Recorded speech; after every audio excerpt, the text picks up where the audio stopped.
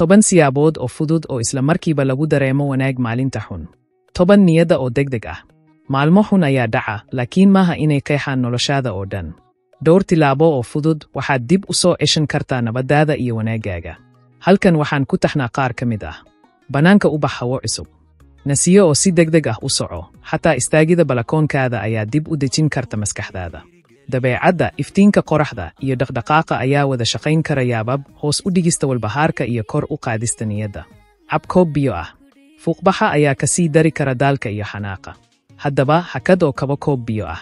Tani waxay kaa caawin kartaa nadiifinta eeryaamo maskaxda waxayna dib u cusboonaysiin kartaa jirkaaga. Samee qaboojiyaha 5 daqiiqo. Meel nadiif ah waa maskax nadiif ah.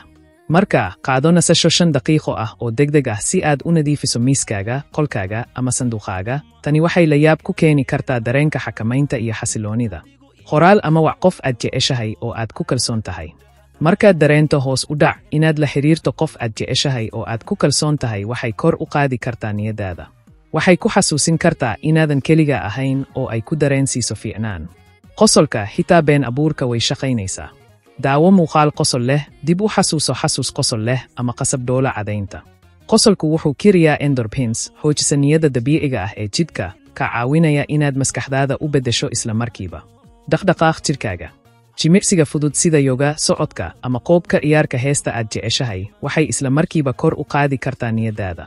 Dhaqdhaqaaqa jireed wuxuu soo daayaa kacsanaan wuxuuna kiriyaa hormoonnada dareenka wanaagsan, taasoo sahlaysa in la iska tuuro diidmada. U fiirso neeftaada. U fiirso naftaada oo qaado neefsasho dheer oo qoto dheer. Tani waxay kaa caawin doontaa inaad ka beddesho dareenkaaga xun ee noloshaada una wareejiso neeftaada waxayna kaa caawin doontaa inaad nasato. Dhegayso hees kor u qaadaysa. Muusigu si xoog leh ayuu niyadda u beddelaa. Daar hees tamartaada kor u qaadaysa ama farxad kuu keenaysa. La hees haddii aad awooddo si aad u qotomiso isbeddelka shucuureed. Qor 3 shay oo wanaagsan noloshaada. Halkii aad diiradda saari lahayd waxyaabaha xunxun, qor 3 shay oo wanaagsan oo noloshaada ah oo aad ku mahadsan tahay. Diiradda saarista dhanka togan waxay maskaxdaada dib ugu soo celisaa aragti yididiilo leh. Beddel muuqaalkaaga. Xitaa u guuritaanka qolka leh, balakoonka ama kafateeriyada waxay jebin kartaa wareegga maskaxda ee taban. Bayad cusub ayaa dhalisa tamar cusub waxayna siinaysaa maskaxdaada fursad ay dib ugu dejiso.